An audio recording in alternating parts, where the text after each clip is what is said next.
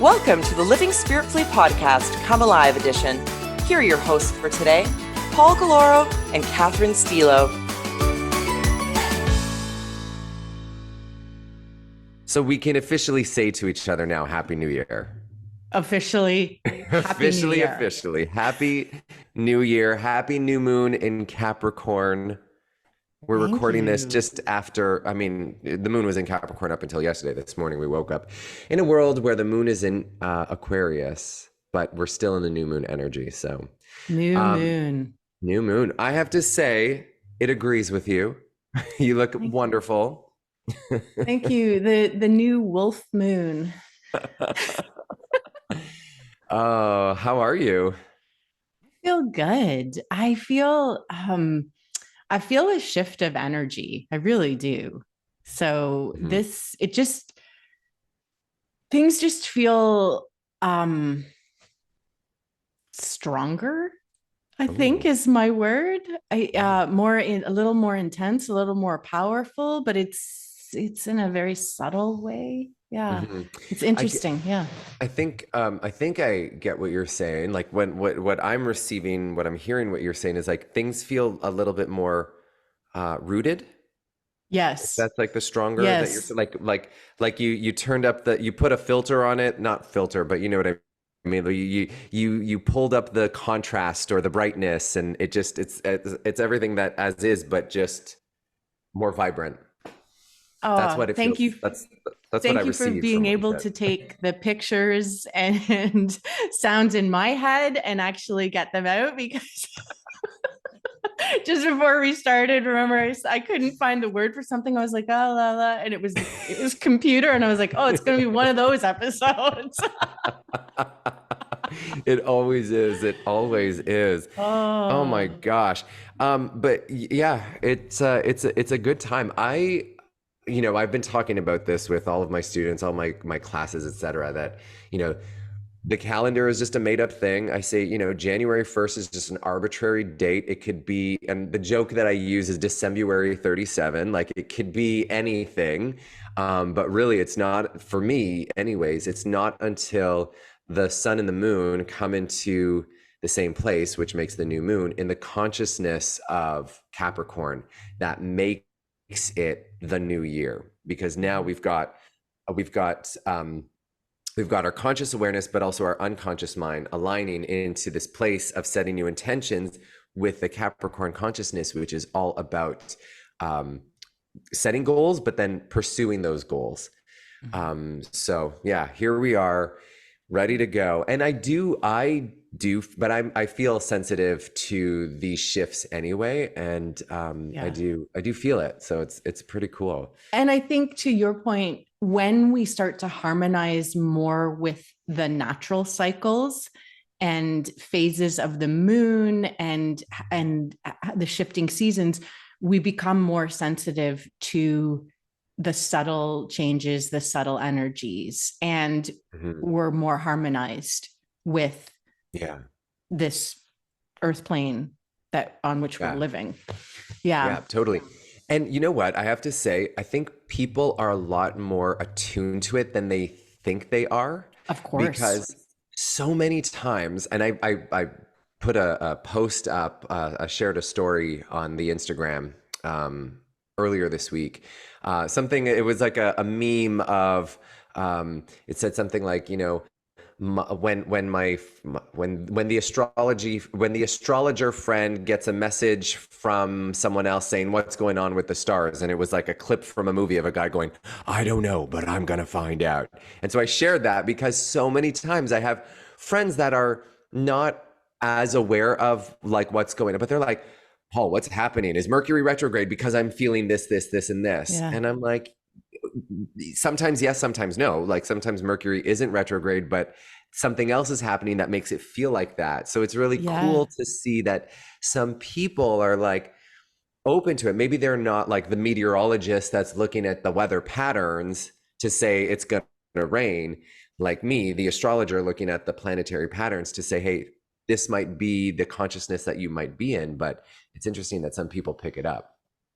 A lot more people are picking it up, and we are as beings on this plane where we're spirit and matter combined in this dance, we are attuned to those energies. And when we come in young, super attuned, and then get sort of taught different ways and lose some of that magic.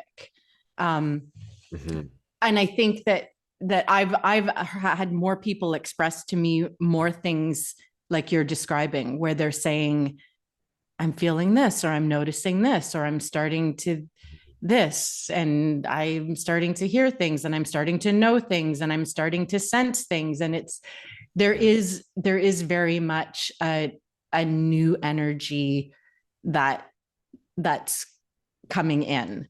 And I don't, there's new earth energy because of the way that the sun is acting now, and more solar flares, more coronal mass ejections. They're bigger, and being electromagnetic beings, being on an electromagnetic being, the earth being a being herself, everything gets influenced by those pulses and those shifts, and then it affects our electromagnetic field. So we start to feel things, and that all starts to happen. So there's new earth energy, and then there's also new earth energy that's coming in. And I think, we opened up in our private little chat where I said, you know what, I'm in 2024, I'm now like just kind of letting my freak out. Like I'm not, I used to keep classes very much to the yoga and what people expected. And now I'm like, no, I'm peppering in the whole freak. And if those, and I say that with a very, not in a judgmental way, in a very, very proud way, I'm letting my freak fly. Because this shift is happening. So if we talk the way that we're talking and these seeds land, I know you said that some people give you the and they do, and that's okay. Some people give you the but that seed lands, and then it's a thing that starts to connect the dots for things that people have been experiencing. And when those seeds land in a place that they're ready, they germinate and they start to grow. And then that's how new beauty comes in and shifts start to happen, and there's more abundance. So yeah, there's no holding back. So listeners, what Catherine is saying is buckle up. So with the new moon, did you do any kind of rituals or any sort of, I don't know, something to kind of celebrate or I don't even know what the word is that I'm trying to think of right now. Acknowledge. Mark. Maybe? Mark. Yeah. So in very subtle ways, it's like the setting of intentions of, what's going to germinate, that kind of thing. And did you, because I do know that there was like a big experience. So I didn't know if you put in a little segue there so that you could ask me about me. Yes. You know how this Leo operates. I don't know if you notice a little difference in my voice. It's not because I just woke up and it's the morning, although I did just wake up. I've been up for several hours. A little husky. But husky. I don't think I've been called husky before. I kind of like it. I was at an event last night in the city. It was breathwork, meditation, and ecstatic dance. And we did a lot of holotropic breathing. I don't know how to say this word. But you're familiar with that kind of breathing. Listeners, if you're not familiar with it, check it out. It's an intense breath practice where you breathe into your belly and then into your heart, and then you exhale with a ha. And for listeners that are familiar with the cyclic sighing that we've been doing in classes and in Arise with me, it's not like that, because the cyclic sigh is 2 sniffs through the nose and then a gentle. Holotropic, at some points you like scream. And it's funny because I was there with two friends that are not they're into it, but they've never experienced something like that before. So when the facilitator was like, all right, now scream, they're just like, ah, and I'm like, rah! My one friend said, she goes, Paul, you screamed for the three of us. And I'm like, you're welcome. But that was just, it was part of the experience. It was so fun. I have to say, in the last little while, and for no other reason than I just, you know, Claudia, Micco, and I say this all the time, don't make a big deal about it. I used to make a big deal about the new moon and the full moon. And what I mean by that is like, I would, you know, get my altar ready, and I still do these things, but like, it's part of the day rather than making it like this 1 hour experience is where I'm going to do this, and this. It's just like kind of always, like I tell the members of Arise, like, we're going to be in this consciousness of the new moon for the next 2 days. And in Arise, I might offer you a journal prompt, but don't feel like this is the moment that you have to answer that prompt. Just keep it in your mind. And then you're going to wash the dishes and the water is going to splash in a certain way. And then you're going to go, oh my God, this realization's getting, you know, it's like those little subtle things that come. Yeah. But it was nice for me to be in an experience like this where the intention was, now I don't like, there wasn't really any, oh, there was also a cacao ceremony that happened that started the experience. Yes. Cacao breath work, the holotropic breathing, and then the screaming, and then the ecstatic dance. But what was I saying again? Where am I? What day is it? You were talking about the screaming, the and some people weren't. Yeah. So like, anyways, it was nice to make a big deal about it. Like for me, I just kind of kept it in the back of my head that this is like a new moon experience for me. It was called the system reset. And then the facilitator was talking about how like resetting our nervous system. Oh my gosh, he used the best analogy that I'd ever heard. And I'm going to share it with everyone now. I didn't share this with you because I just popped into my mind. He said that, and he related it to technology, and I think it might land with a lot of people a little bit more when you make these connections. So he said, our mind is like an app, our body is the hardware, and then spirit is the internet. The internet, though, is our connection to all that is. And when he said that, like I didn't need to hear that to understand what he was saying. But when he said that, I was like, oh, I think more people are going to now understand this mind, body, spirit connection a little bit more. If you put it to like, if you relate it to something that, you know, the masses understand. And so when he said that, I was like, oh, that makes sense. So then we can download from the internet any app we want. Yes. Meaning we can reprogram our mind. And, you know, I love Claudia, Micco we talk about this all the time with hypnosis, with NLP, that you can reprogram your mind. Neuroplasticity is a thing. Our brain can be reshaped, and we can retrain our brain to get out of old patterns and begin new patterns. So the whole experience was just like lovely. The other thing, and some people brought it up, they're like, oh, it's a 111. January 11th, the 111 portal. And I get that, but that kind of talk, like 1122 portals, and it doesn't resonate with me so much because that's more related to the calendar than it is to the energy of the solar system that I follow, right? The natural rhythm. It's interesting that the calendar and the planetary alignments lined up that on January 11th, it was also a new moon, but the 111 doesn't mean anything, but it just was like a cute little, a nice little reminder that we're on the right path kind of thing. Yeah. But the whole experience was cool. But what I was trying to say, the moral of the story is it doesn't always have to be a big thing like that, but it's fun to do every now and then. Right. So, Absolutely. Yeah. It was really good. So.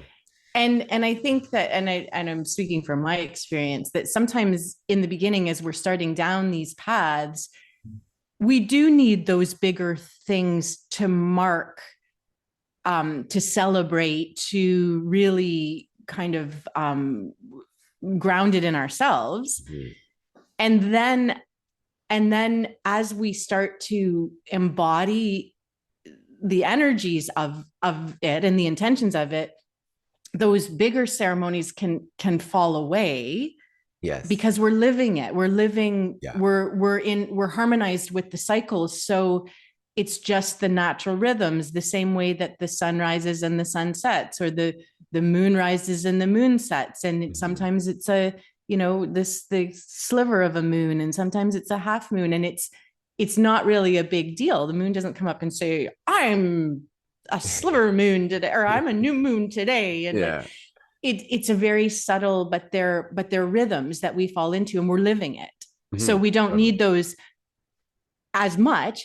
And then it's really fun to actually do them for like a system reset, to experience things that we might not have done ourselves, like a cacao ceremony, like the breath work, and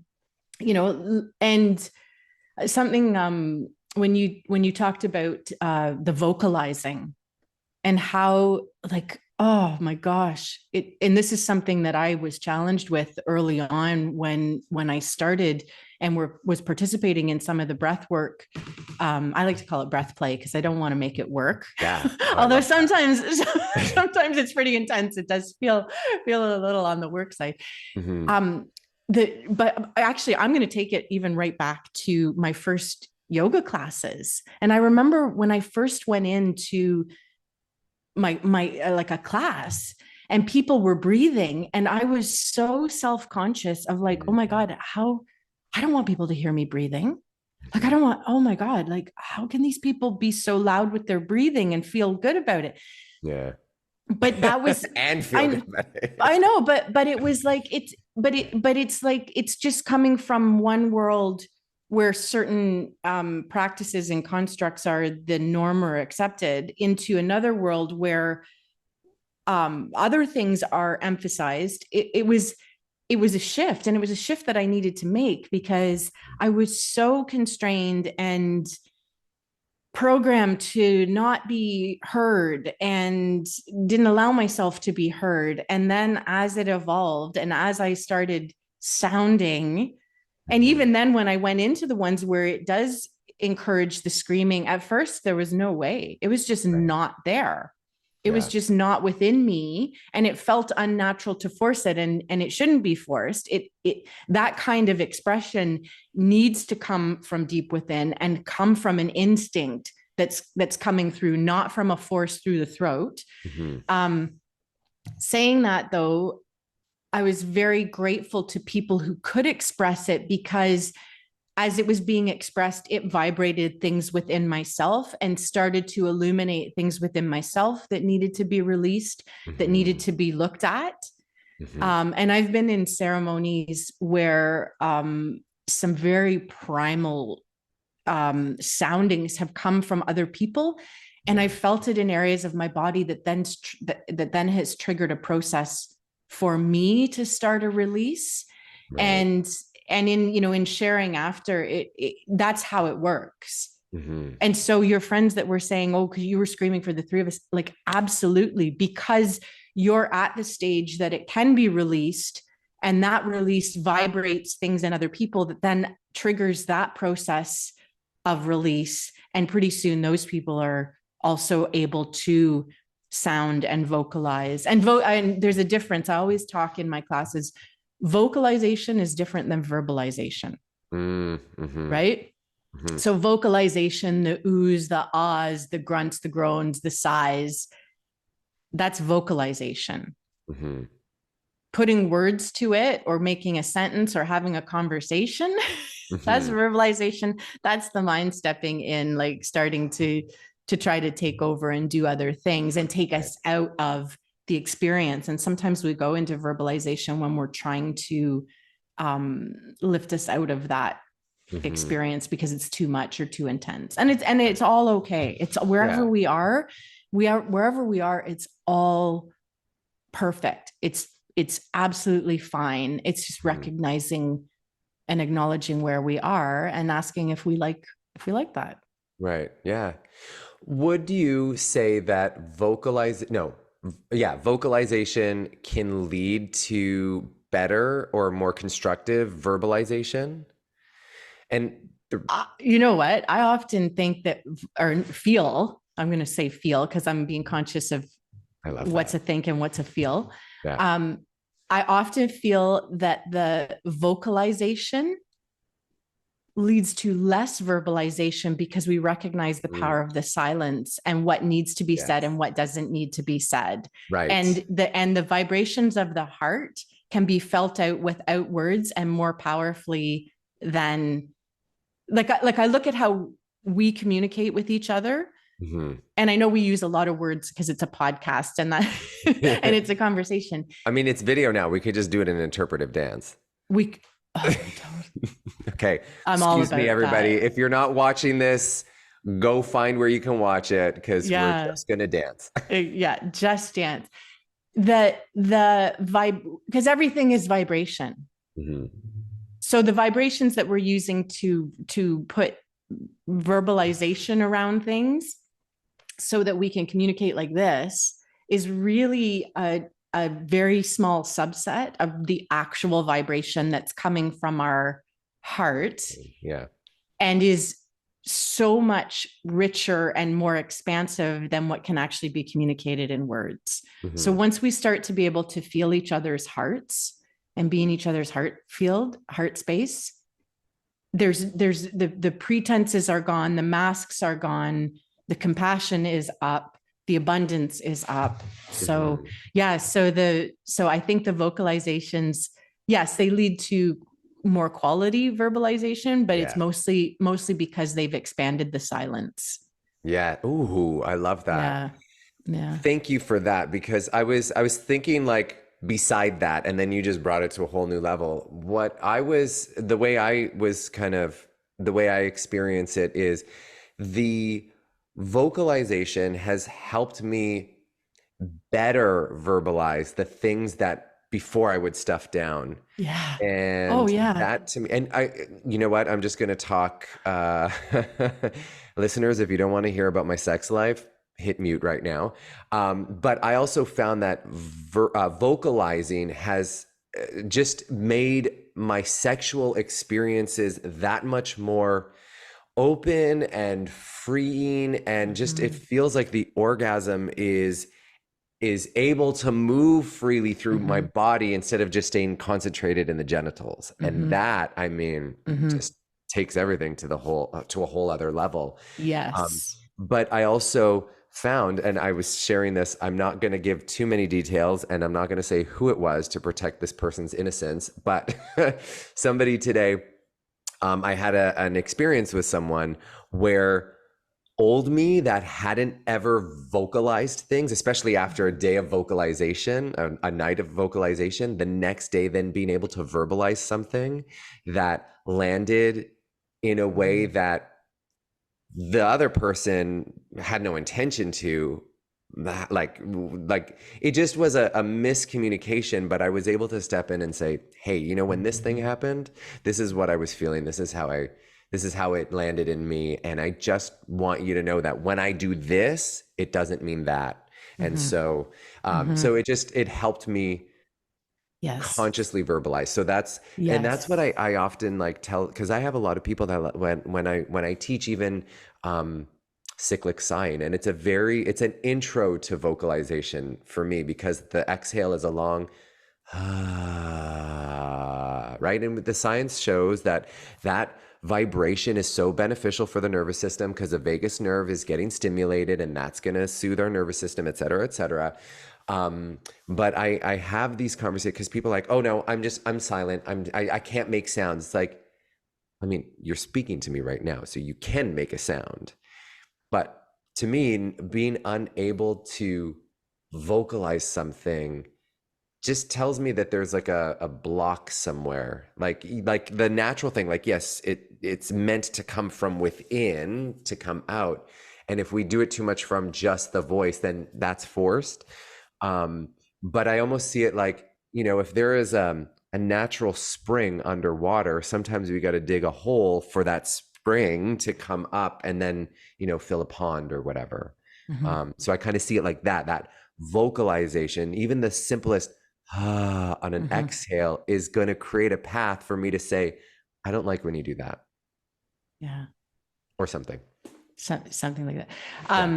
So the vocalizations and especially that,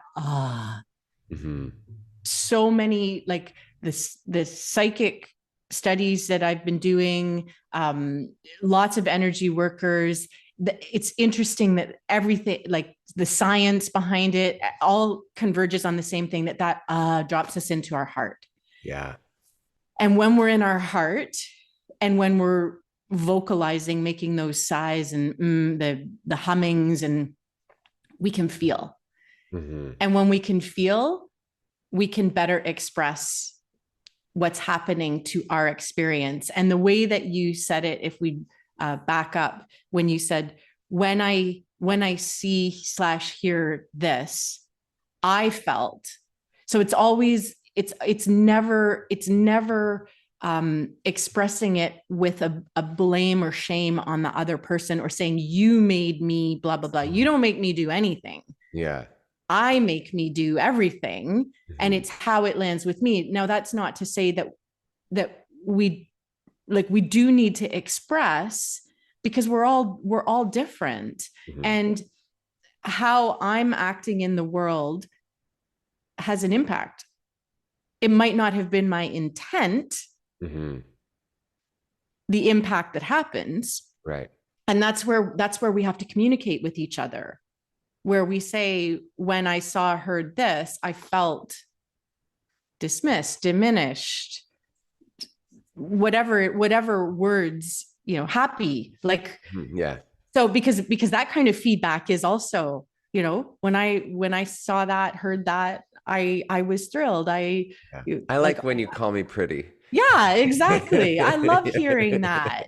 So those expressions are equally, if not more important too, because often it's the expression of things that we've buried that comes out. Pleasure's one of those as well.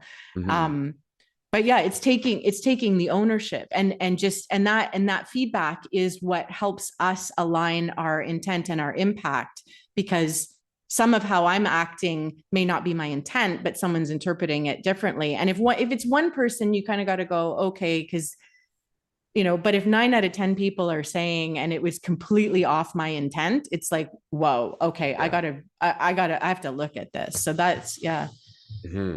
Oh my God. Yeah. Wow. Okay, wait, what did we want to talk about today? I honestly, this was a lot of it. And as usual, it took on a life of its own, which is beautiful. Yeah. It kind of brings me back to the first series of yoga that I've started teaching in the new year it's called, our theme is Luminous.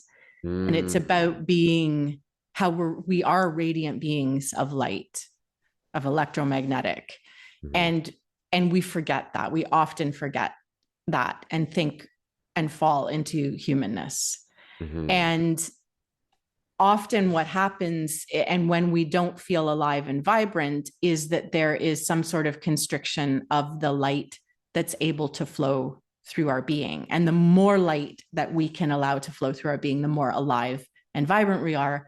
And especially with and I mean, this is a feeling, a personal feeling of mine. I've also heard it from other energy workers. I've also heard it from science as well. So with this more intense solar energy that's coming in, we are receiving more codes of light.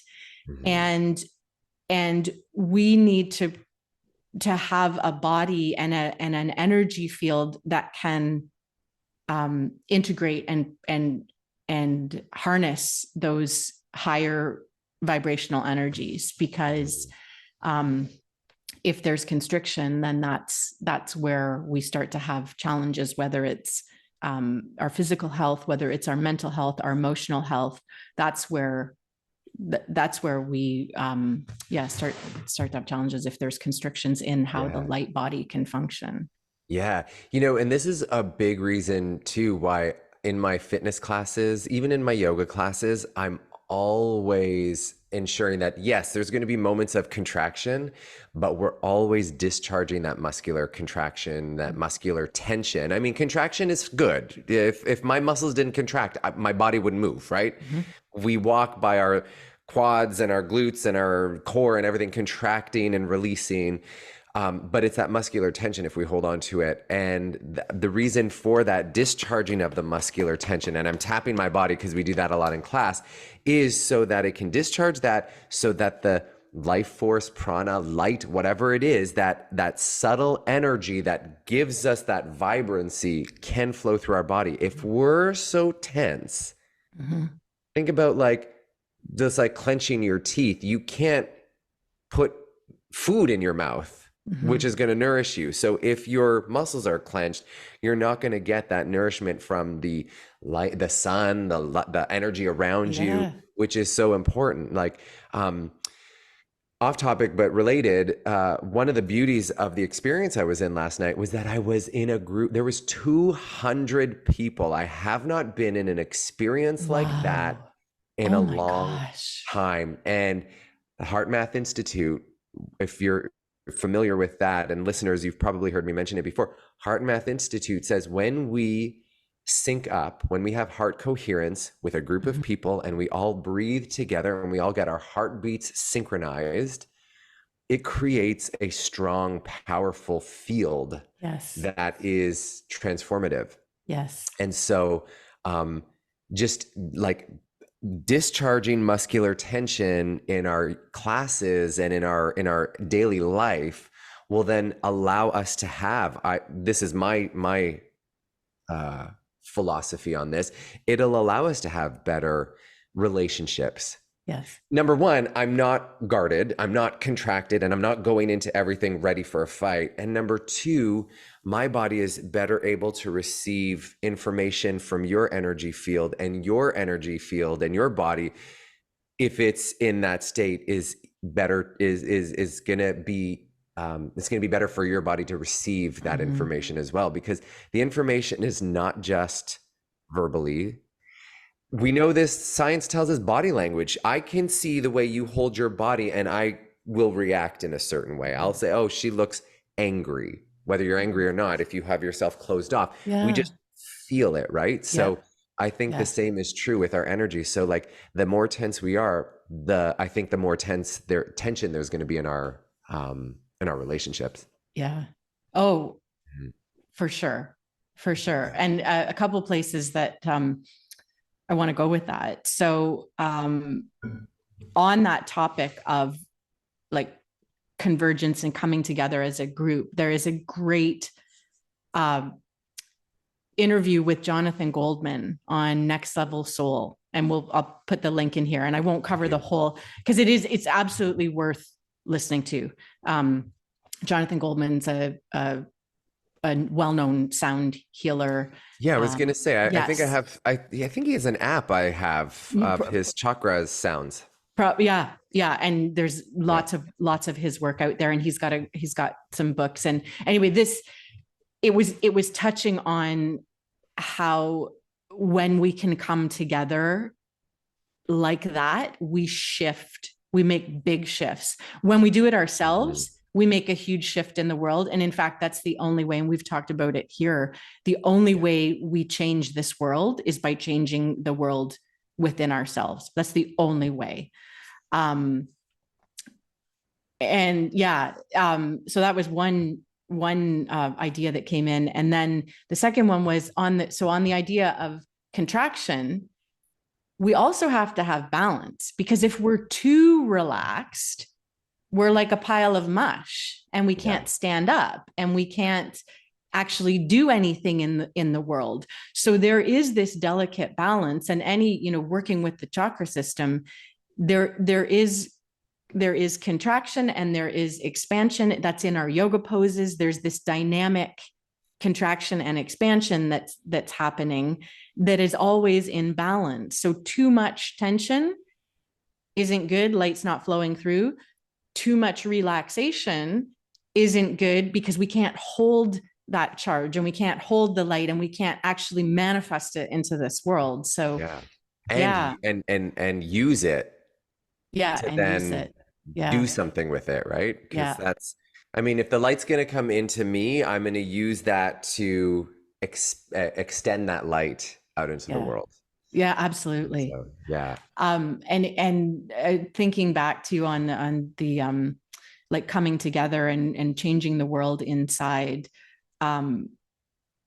even more so than in the past, this 2024 energy, we really need to be conscious of where our focus is, and what we're giving our attention, because what we focus on, what's that saying, that energy flows where focus goes.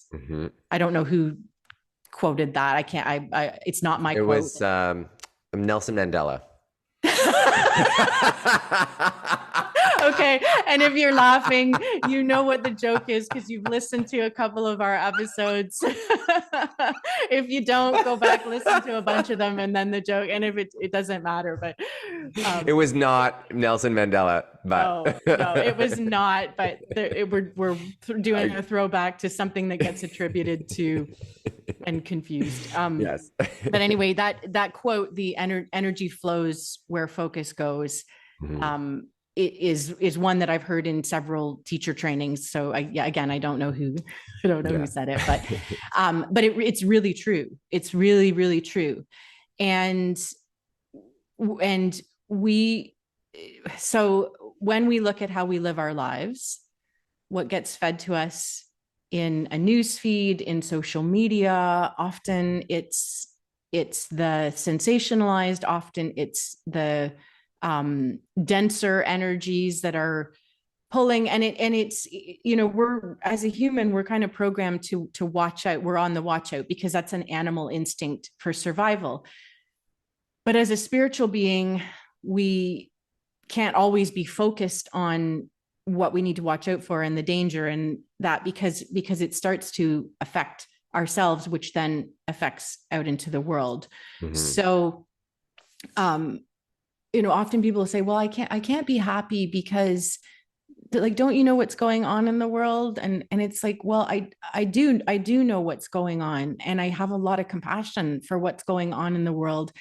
I also know that it doesn't help myself or the world to get caught up in that same energy, because whether we're looking at something and agreeing with it, or whether we're looking at something and fighting against it, it's energy.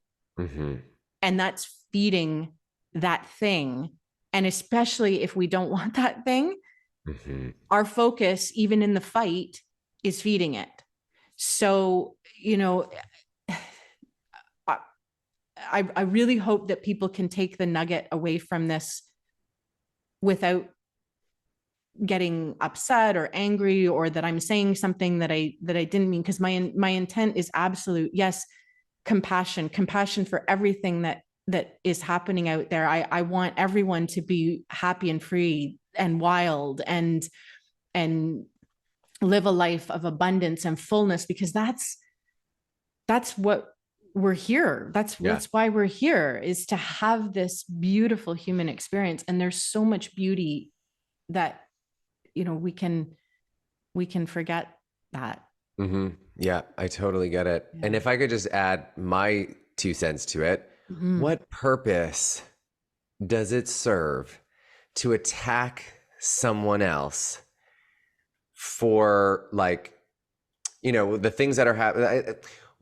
I'm just going to say this. I'm seeing a lot of this on social media where, things that are going on in the world, people that are trying to make it stop are attacking other people in efforts to try to make that. It's like, but you're just using that exact same energy that you're fighting against to fight that. Yeah. And if you just, even that word itself, you're fighting against another person, you're contributing to the energy that is going to perpetuate that fight. Yeah. As opposed to recognizing that that's there And then the way I see it is, okay, I see all of that's happening in the world. What can I do within my world? And I think we've talked about this before. What can I do in my world to ensure that kind of energy is not here, in hopes that it would inspire another person to do the same, and another person to do the same, and another person to do the same, until the energy that's being pulled away from creating that thing is put in toward creating that which we want to see on this planet, which is more peace. If there's not peace within me, there's not going to be peace within this world, because this world is the macrocosm of me, the microcosm. Yes. So everything that you see out there in the world that's happening, and people are like, oh, why is this happening in the world? Because it's happening within all of us. And whatever that reason is, whether it is trauma, whether it is, information that we're being told, whether it's it doesn't matter what it is. The point is, it exists. What are we going to do with it? Yeah. And so that's kind of like the reflection that I get from what you're saying. And I totally get totally stuff is happening out there. Don't bring it in this house, and don't perpetuate it. That's how I see it in my mind. It's naming the behavior that I'm doing. Name this behavior, look at this behavior. Is it creating more of what I want? And if it isn't, I modify it. And if it is, I amplify it. Yeah. Oh, yes. So it all comes to here.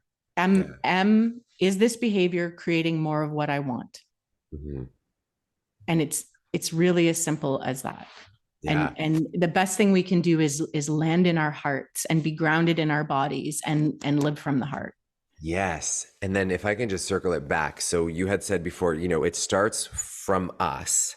And then when we bring it into a group of people that are heart-centered as well, that are like-minded, and we come together for a thing, that's going to amplify that energy. And so then that is what's going to go out into the world, not what we don't want. So starts within, and then it works its way out. Yeah. I love that. I feel like we step into this little vortex of no time. I mean, we can keep going, and we always say that, but I want to be mindful of the time. And also save something for our next time that we chat. Of course. Yeah. So there's one more thing that I want to talk about, because this is just a funny little thing. So the other day we rewatched Groundhog Day, that old movie with Bill Murray. Great film. It really stands the test of time. It's a great one. And what I love in it is the lesson. And I hope this isn't a spoiler. If you haven't watched the movie, it is worth watching. But the lesson is that here's this guy who's going through life and is shut off, disconnected, self-centered. What can I get out of life? And so every day feels the same. And I think of this can happen whether you're living a life that you don't really want to be living, or even sometimes when you're living your dream life, we can fall into this pattern of waking up in the morning, going through our day the same way that we always do, coming home, going to sleep, and then the alarm clock goes off the next day. And it starts to feel like Groundhog Day, the name of the movie, that it's the same day over and over and over again, and there's no life in it, and it contracts. And when this character starts to notice the beauty and love life and start to put creative energies into expressions of the heart rather than expressions of personal dramas, and that's when life starts. That's when the freedom from this cycle of repetition comes. So so that was just it's funny that you mentioned that. I watched it last year, because last year in Arise on Groundhog Day, what I did was I did a repetition of the same yoga sequence over and over, and I used the exact same words. I played the exact same song. Nobody caught on to it. And then I was like, haven't you seen Groundhog Day? And they didn't know what I was talking about. But remind me, what was the song on the alarm clock? Or what was the thing? It was Sonny and Cher. I've got you, baby. Oh, yeah. They say our love won't pay the rent for return to money. You've got your Cher locks going on today. I love that. I love Cher. We will. Yeah. That's a whole other side. We'll do a whole episode on Cher. Yeah.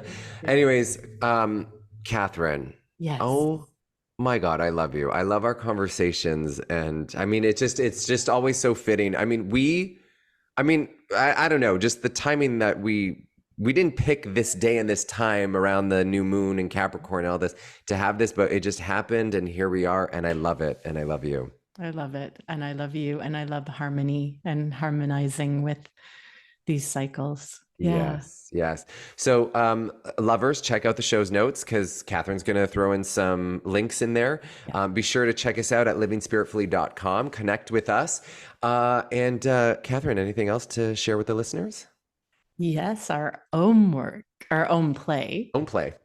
Except a little different twist on it this time. I'm actually going to give myself the own work. Ooh. And so listeners can follow along or if inspired, participate as well.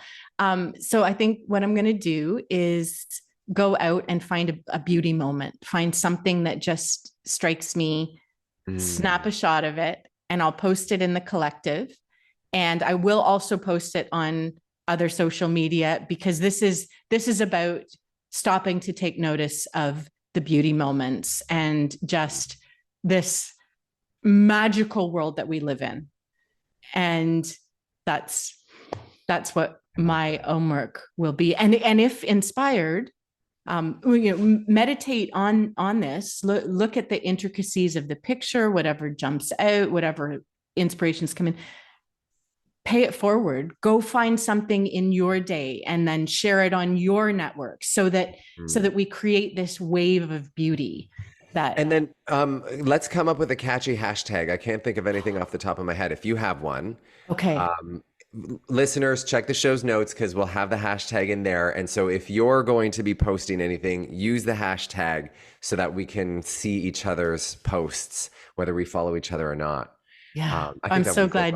I love that, and I'm not techie, so I totally forgot about hash. What's that? What's this word you're using? The pound symbol. Anyway, yes. I love it. Yeah, oh my gosh. So we'll do that. I love that. Let's do it. And I don't know if I want to. This is kind of roping you into it as well. So I'll just stick with me. But it's something that we've been saying for years. Again, this is homework for Catherine and possibly Paul. Should you choose to accept it? Rope me in. I know where you're going with it. We have been saying that we want to collaborate on a workshop or an offering or something. And we've been saying this for a while. And I feel that I want to put it out there because if I say it and our listeners have heard it, even if it's one person, I've made a commitment. And so that will be enough to prompt me to move forward. So keep an eye out for something, might be live, might be online, form to be determined, theme to be determined. But the promise is that at least one before the end of 2024. Yes, that and beyond the podcast. So it's going to be, We're still going to do the podcast and then something else that's going to be out in the world.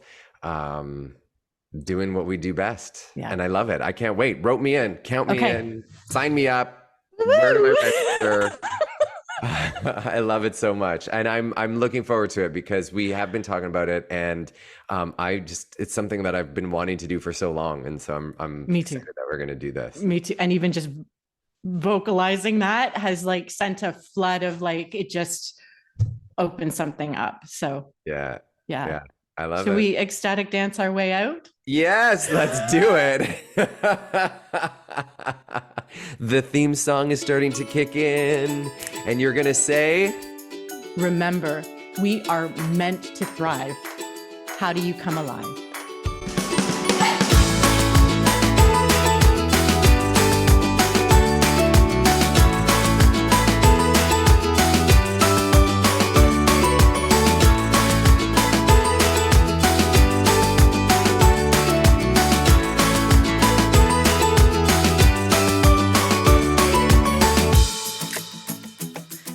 Spiritfully podcast is a Spiritful production. Executive producer, Paul Galloro. Co-producers, Claudia, Micco, and Catherine Stilo. A big thank you and much love to you, the Living Spiritfully community, for liking, subscribing, sharing, and supporting this podcast.